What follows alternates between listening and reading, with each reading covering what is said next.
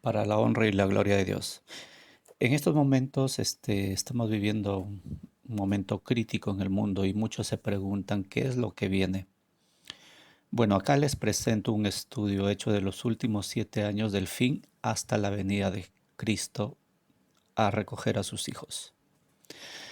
Tengamos presente que en Daniel 12, al final, ya se hablaba, ya se comentaba desde el 12:9 que en el tiempo del fin los santos, los hijos de Dios, entenderán sus profecías, pero los impíos no. Bueno, el tiempo de fin empezó básicamente hace mucho. Ahora estamos en básicamente lo que podríamos denominar el fin del tiempo del fin. Aunque suene raro, pero es así. O sea, estamos entrando a la parte final de los tiempos. Eh, entonces vamos a entrar un poquito a ello. Dice en Daniel 12, verso 11, y desde el tiempo que fuere quitado el continuo hasta la abominación asoladora habrá 1290 días. Acá esta interpretación se hizo inicialmente días por años, lo que correspondió al gobierno de la Edad Media del papado, básicamente. Sin embargo, esta profecía tiene doble cumplimiento, también un cumplimiento literal, que es lo que vamos a estudiar hoy, o sea, el último cumplimiento, 1290 días. Dice, y bienvenido el que esperare y llegare hasta los 1335 días. Tengamos en cuenta en primer lugar que 1260 días son 3 años y medio. O sea, estamos hablando de 3 años y medio y 1290, 3 años y medio más 30 días. Acá hay que tener presente algo también, que cuando Cristo, Dios, habla del tiempo para sus hijos, habla en días, pero cuando habla del tiempo para los impíos, los gentiles, habla en meses o no especifica. Eso hay que tenerlo presente. Entonces, cuando está hablando aquí en Daniel 12, versos 11 y 12, está hablando del tiempo para sus hijos. Y ojo, que estamos hablando en días literales, entonces tiene que contarse los días como tal. Eso es muy importante a tener en cuenta. Luego, también en Daniel 12:11 habla de cuando fuere quitado el continuo. ¿Qué cosa es el continuo? Para eso hay que entender, hay que conocer sobre cómo Dios guió al pueblo judío, al pueblo de Israel, para hacer su relación directa con Él. Entonces les hizo hacer una copia del tabernáculo que está en el cielo, del santuario de Dios, como dice, ¿no? Entonces se hizo una copia donde básicamente hay un patio cercado y dentro del patio hay tres eh, eh, temas básicos, digámoslo, ¿no? El altar del sacrificio, donde se sacrificaba al, al, a las ofrendas o, o los animales en general por diversas razones. Luego el lavacro, donde se lavaban las manos, básicamente los sacerdotes que ofrecían el sacrificio. Y la tienda del pacto, que ya cuando se convirtió esto en templo, pues se llamaba el altar. Ahora, este, esta tienda del pacto tenía dos compartimentos adentro. Uno que se llamaba el lugar santo y otro, el del fondo, el lugar santísimo, donde se encontraba básicamente varios artículos que representaban a Dios. ¿Ok? Entonces, dice, desde el tiempo que fuere quitado el continuo, ¿cómo podías quitar el continuo? ¿Cómo podías hacer que no se cumpla eso de el continuo? Cuando se habla del continuo se refiere al continuo sacrificio. Recordemos que Dios le había ordenado que todos los días se ofrezca un cordero de un año sin tacha, uno en la mañana y otro en la tarde. Eso era por siempre y para siempre. Ese continuo sacrificio no se podía cortar por ningún motivo, ni siquiera en las fiestas solemnes. Todos los años se hacía. Y esto representaba, este continuo sacrificio representaba la continua gracia y perdón de pecados de Dios sobre su pueblo, básicamente. ¿Ok? Entonces, cuando dice, y desde el tiempo que fuere quitado el continuo hasta la abominación asoladora, está hablando desde el tiempo en que no se pueda hacer sacrificios expiatorios, sacrificios de perdón de pecados. Y obviamente, ¿cómo se puede hacer eso? ¿Cómo se puede incumplir eso? Pues básicamente, eh, si es que te quitan el patio, porque en el patio está el lugar, el altar del sacrificio. Si no puedes hacer el sacrificio, entonces no puedes ofrecer, ¿no? a el, el, el, el sacrificio de la expiación, porque el sacrificio se ofrecía en el altar o el santuario de Dios que está dentro, en el compartimento, lugar santo, y luego finalmente el santísimo también, ¿no? Entonces, además del continuo, también se ofrecía se llevaba el sahumerio, ¿no? Lo que es el incienso. El día de la expiación se llevaba el incienso, y el sumo sacerdote o los sacerdotes ofrecían. Y entonces llegaba este incienso especial, llegaba desde el lugar santo, se ofrecía en el altar del incienso y pasaba por la cortina, por la parte superior, hacia el lugar santísimo. Entonces, todo eso era simbólico, obviamente son representaciones de que Dios está aún teniendo gracia a su pueblo y perdonando sus pecados, básicamente. Ahora, en Apocalipsis 11, desde el 1 hasta el 3, dice que Juan le fue dado una caña semejante a una vara y se le dijo, levántate y mide el santuario de Dios. O sea, justamente esto mismo, pero el que está en el cielo, el original, digámoslo así. El santuario de Dios, mídelo, el altar y a los que adoran en él. Acá hay algo interesante. Ojo que seguimos hablando en lenguaje simbólico. El altar se refiere justamente la zona, digamos, de el lugar santo y lugar santísimo. Se refiere al arca, ¿no? Perdón, al templo, digámoslo así.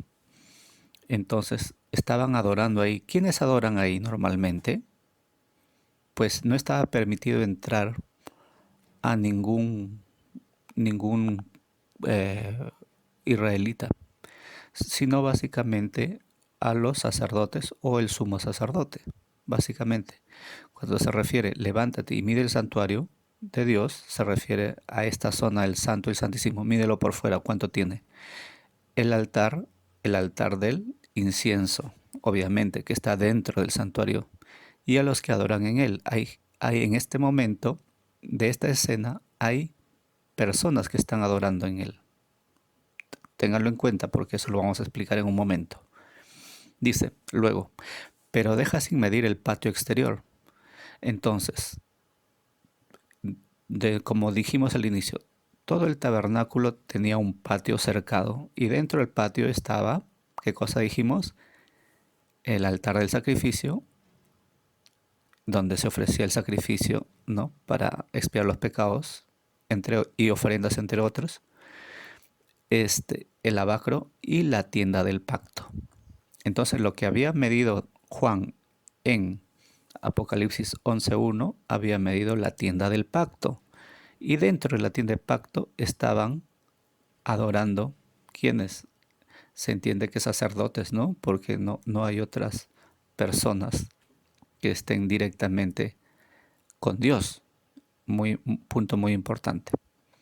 Entonces dice, pero deja sin medir el patio exterior. ¿Y qué pasa cuando se deja sin medir el patio exterior? Deja sin la protección de Dios del patio exterior. Y da la razón porque dice, el patio exterior del santuario, porque es dado a los gentiles. Y dice, porque es dado a los gentiles. O sea, simbólicamente el patio exterior es dado a los gentiles. Dice, y pisotearán la ciudad santa 42 meses. Ojo acá. Cuando hablamos de la ciudad santa, nos estamos refiriendo a Jerusalén, obviamente. La ciudad santa simbólicamente es Jerusalén. Dice, y será pisoteada la ciudad santa. Entonces, eso quiere decir que si el patio exterior deja sin medir, quiere decir que los gentiles que están en el patio exterior no permiten o no es acepto, en ambos casos es correcto, el sacrificio que puedan hacer, porque nunca estaba permitido que los gentiles puedan entrar al patio exterior, sino solo a los israelitas. Ahora que tengamos presente algo, los israelitas son los hijos de Dios, convertidos por el bautismo, que han aceptado las leyes de Dios, en líneas generales. ¿Y los gentiles quiénes son? Bueno, son los que nunca han aceptado las leyes divinas de Dios, básicamente. Ojo que no estamos hablando acá tampoco los que están en alguna religión en específico y los que están fuera, porque acordémonos que dentro de las religiones en general, la gran mayoría asiste más por tradición, costumbre o por otras razones. Sin embargo, muy pocos son los que realmente adoran a Dios de acuerdo a su conciencia y de acuerdo a la Biblia. Entonces aquí, cuando hablamos de gentiles, nos referimos a esa gran mayoría que dicen ser cristianos y no lo son. Y, y cuando vemos a los que adoran en el altar, dentro de la tienda del pacto, se refiere a los hijos verdaderos. Ahora, ¿por qué los hijos verdaderos de Dios están dentro del altar? ¿Qué ha pasado? ¿Por qué terminan, digámoslo de alguna manera, encerrados dentro? Porque han sido acorralados de alguna manera. Los gentiles han tomado prácticamente el tabernáculo y están haciendo, entre comillas, sacrificios de expiación, están haciendo toda la forma de una religión, digámoslo así. Sin embargo, eso no es escuchado por Dios. ¿Ok? Entonces aquí ha habido una toma. Y por esa toma, entonces el continuo sacrificio, la continua expiación, el continuo perdón de pecados ha concluido. ¿Ok? Tengámoslo presente esto. Ha sido tomada la ciudad. Ahora, para entender un poquito más sobre por qué los hijos de Dios están adorando en el altar, cuando entre comillas solo los sacerdotes tenían esa responsabilidad, ¿no? Y para nadie más para los demás estaba prohibido así sean hijos de Dios. Entonces para eso vamos a leer también Apocalipsis 14. ¿Qué dice Apocalipsis 14? Justo cuando termina de hablar en Apocalipsis 13 al final del tiempo donde nadie podía comprar ni vender, y habla a continuación de ese tiempo. Apocalipsis 14 habla que del 1 al 5 básicamente, y lo leen cuando puedan, Apocalipsis 14 del 1 al 5, y habla de que había 144,000 que seguían al Cordero por donde quiera que va. Y dice además que son primicias y son comprados por Dios. Y este grupo escucha al Cordero y cantan lo que suena en el cielo directamente. Voy a resumir. ¿Qué quiso decir Apocalipsis 14 del 1 al 5? Que en el tiempo final, cuando justamente Jerusalén sea tomada, la relación de los hijos de Dios, de los últimos, va a estar directamente con Dios, no va a depender de una religión. ¿Por qué? En el mismo 14 lo dice, en 14:4 dice, estos son los que no se contaminaron con mujeres. Hay que tener en cuenta, porque son vírgenes, dice, hay que tener en cuenta que en la Biblia, cuando se refiere a mujeres, se refiere a religiones.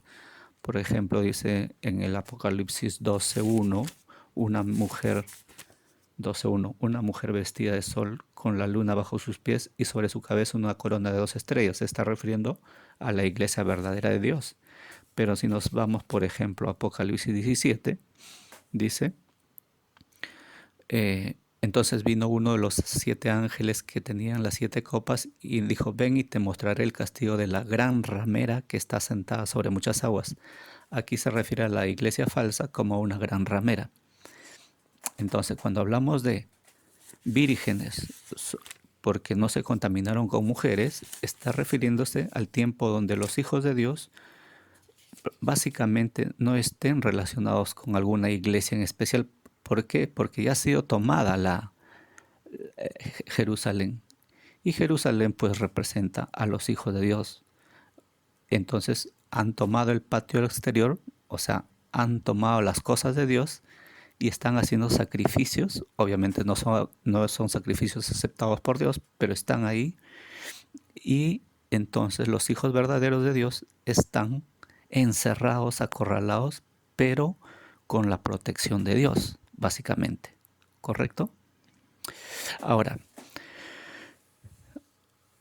entonces ese es el tiempo de 1290 días, desde que es tomada, desde que el continuo es tomado, o sea, por los gentiles, que entonces, ¿cómo es que se quita el continuo? Si ya sabemos que el continuo es cuando entran y toman lo sagrado de Dios, los gentiles, y ellos se ponen a hacer los sacrificios y todo, pues es cuando eh, impongan una religión falsa o algo, alguna doctrina falsa y la hagan obligatoria.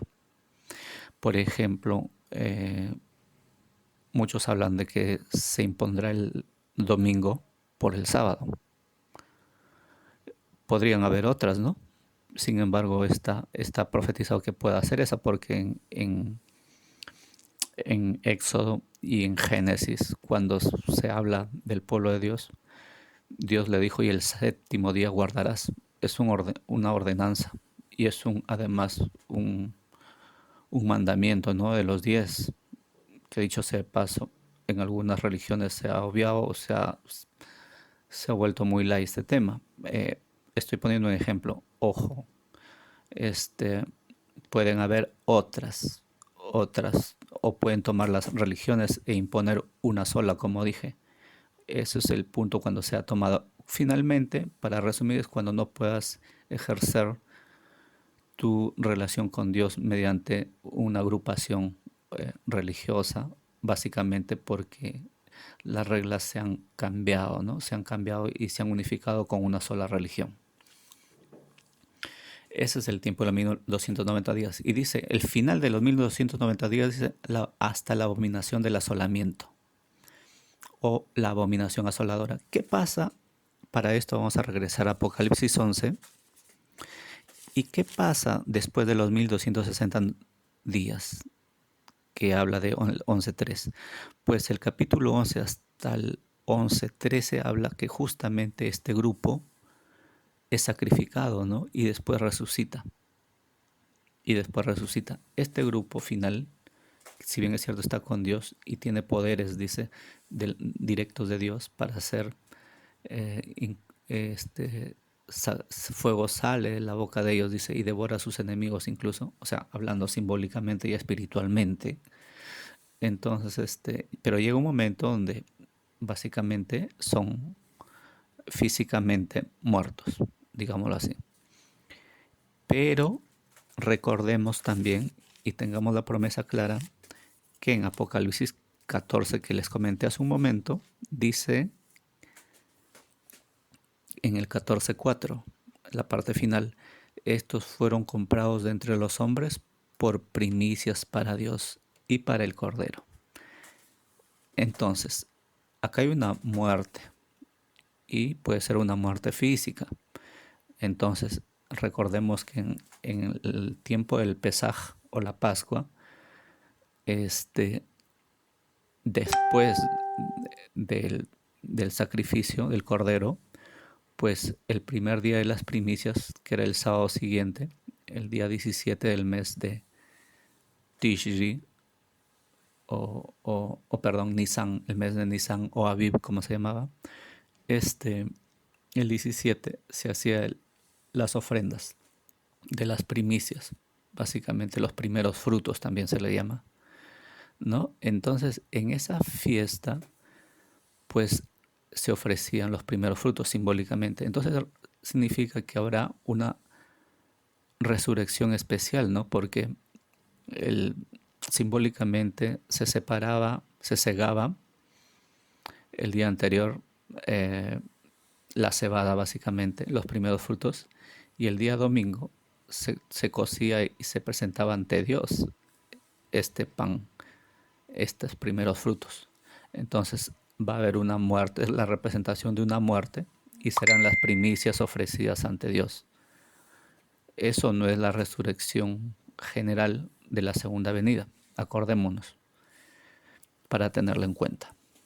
Entonces, una vez que hemos hablado de los 1290 días, también podemos extendernos hasta los 1335 días, que coincidentemente, si contamos esos 45 más los 5 días de la fiesta de las primicias que estaba pendiente de conteo, pues son los 50 días que nos lleva ¿a dónde? A la fiesta de Sukkot o Pentecostés, que es la cosecha del trigo, ¿no? Bueno, pues ahí es la segunda venida, la cosecha del trigo, de todo el trigo porque está maduro ya el trigo. Eso también ya es Apocalipsis 14, del 14 al 16, los que quieren estudiar más a profundidad, que no es el tema de este estudio. Estamos hablando simplemente a nivel general de los tiempos. Ahora hablemos un poco acerca de los tiempos previos a los 1290 días. Y para esto debemos conocer también el tiempo de Jerusalén. Jerusalén fue, y Jesús proféticamente lo dijo en en San Lucas, por medio de San Lucas, dijo en Lucas 21:20, y cuando vierais a Jerusalén cercada de ejércitos, sabed entonces que su destrucción está próxima. Dice, entonces los que estuvieren en Judea huyan a los montes, y los que estuviesen en la ciudad váyanse, y los que en otras regiones no entren en ella, porque estos son días de venganza y para que se cumplan todas las cosas que están escritas. Ojo, cuando viereis a Jerusalén cercada, no estamos hablando de tomada, muy importante esto.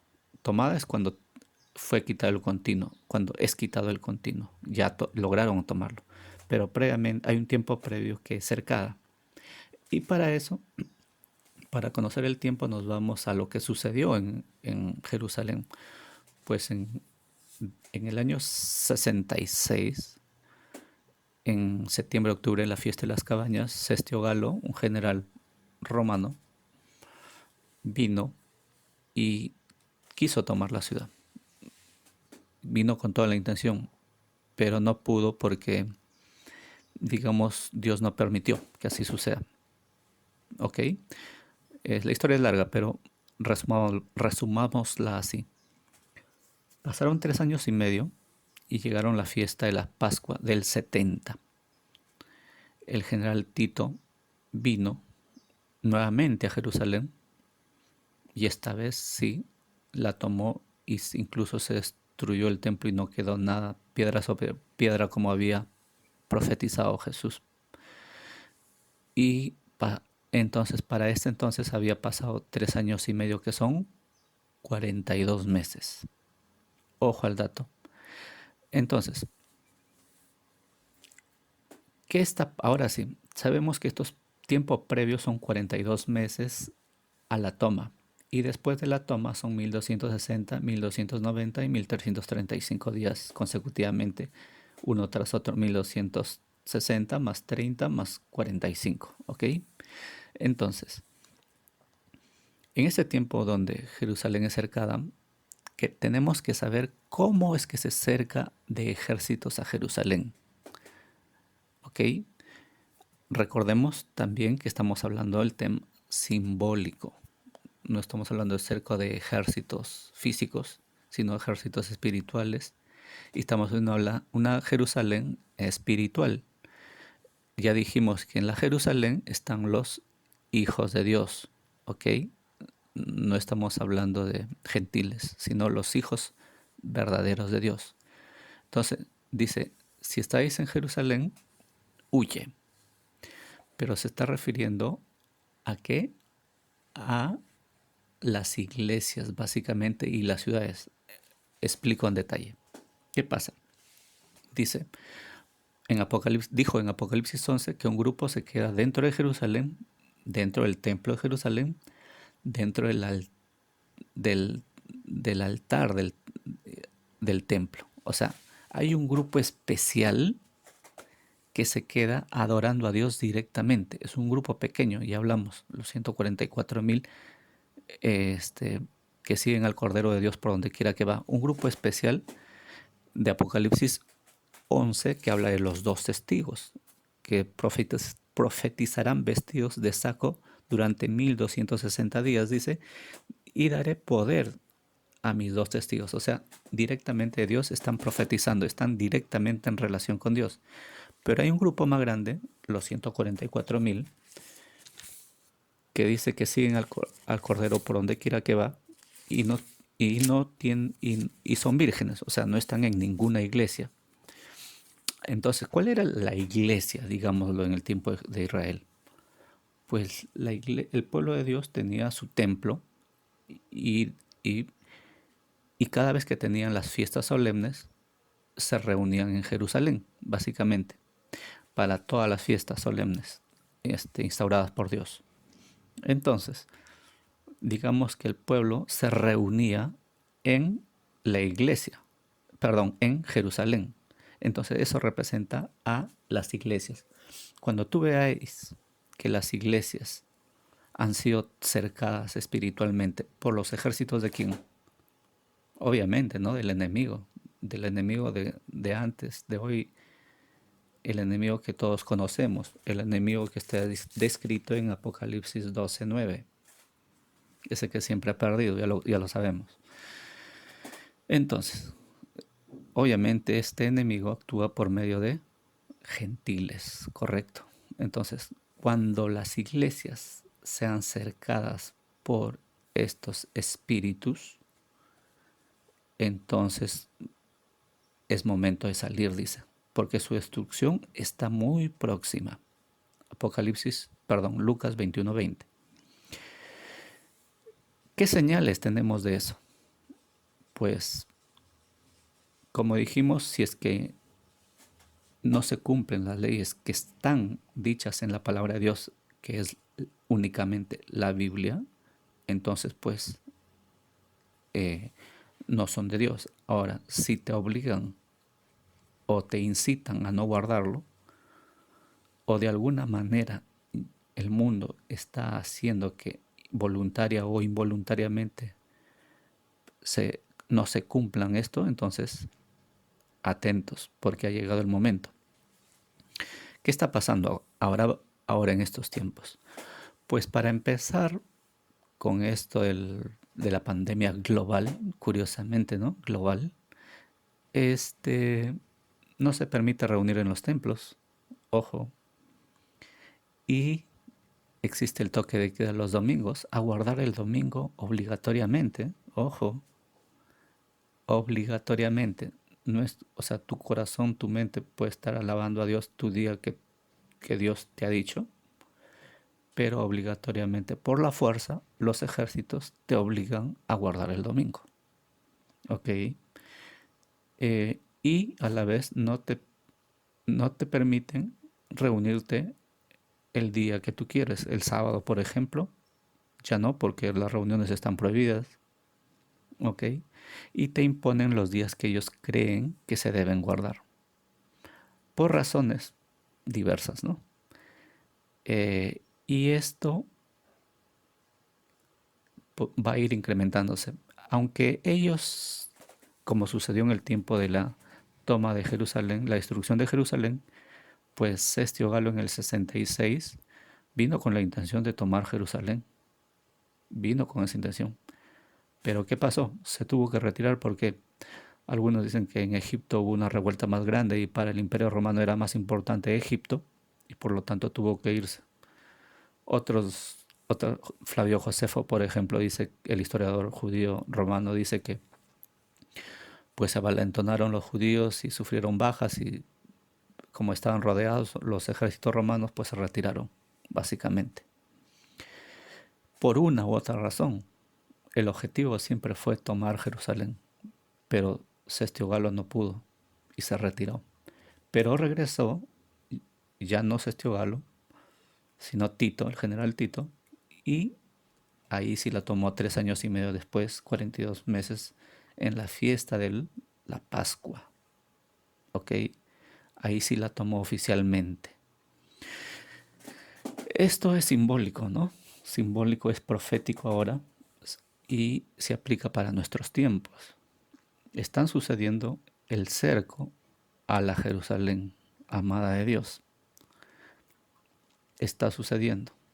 Ya no es posible reunirse los sábados.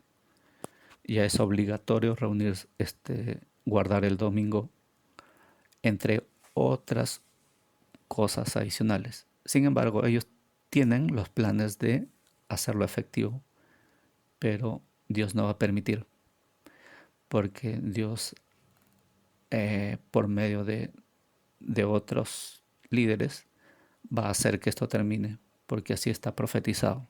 Entonces, va a haber un tiempo de paz, un tiempo previo a la toma de Jerusalén. Y es ahí donde tenemos que aprovechar para salir ¿dónde? De las ciudades, porque en las ciudades es donde tienen control sobre nosotros.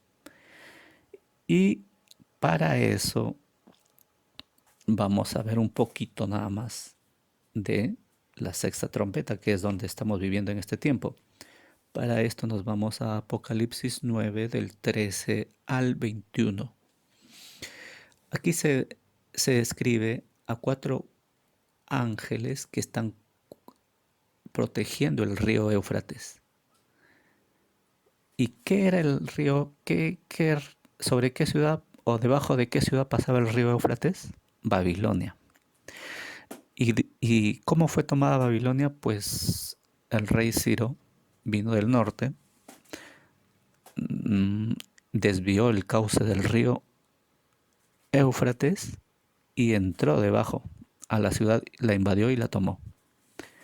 Entonces, simbólicamente cuando dice que estos 4 ángeles son retirados y el río Éufrates queda libre, entonces la ciudad de Babilonia es tomada. ¿Ok? ¿Qué cosa representa Babilonia? La ciudad de los gentiles, simbólicamente, en términos proféticos. Entonces, cuando es tomada Babilonia, estamos hablando, incluso acordémonos también que en el tiempo que está hablando aquí Babilonia en la Biblia, está hablando en el tiempo que los judíos, los israelitas en general, fueron llevados desde Jerusalén a Babilonia cuando vino Nabucodonosor y tomó Jerusalén y la destruyó, ¿no? Entonces, estamos hablando que dentro de Babilonia había gentiles babilónicos y también había hijos de Dios babilónicos, ¿ok? Entonces, cuando dice que el Éufrates es secado porque los ángeles son retirados para el día, la hora, el mes y el año, pues se está refiriendo que esta toma que viene no es solo para el pueblo de Dios, sino para los gentiles también. ¿Por qué los toman? Porque hay un cambio de régimen. Antes era el imperio babilónico hasta ahí y luego vino el imperio medo-persa. ¿Ok? Entonces, aquí hay una transición de poder. Estamos viviendo una transición de poder, donde Babilonia es tomada y obviamente luego destruida. Eso sucedió, en la historia está. Pero dice entonces que es tomada por quienes, por otro nuevo ejército, ¿no? Otros líderes que van a tomar, van a destruir el sistema capitalista actual, lo van a volver uno. Por eso que a los hijos de Dios, el mismo Dios nos dice en Apocalipsis 18, 4, salid de ella, pueblo mío, para que no participéis de sus pecados y no recibéis de sus plagas. Entonces, es verdad que vamos a salir de las iglesias por obligación, porque los gentiles tomarán la religión, las iglesias, pero también previamente ya se está tomando, paralelamente ya se está tomando Babilonia. ¿Ok?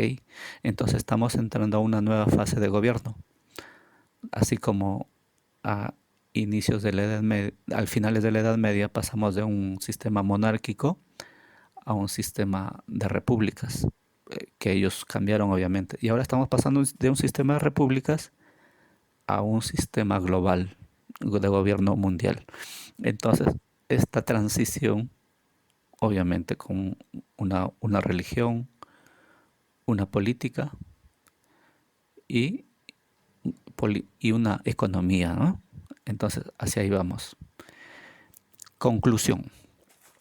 Los 7 años que vivimos finales probablemente ya empezaron.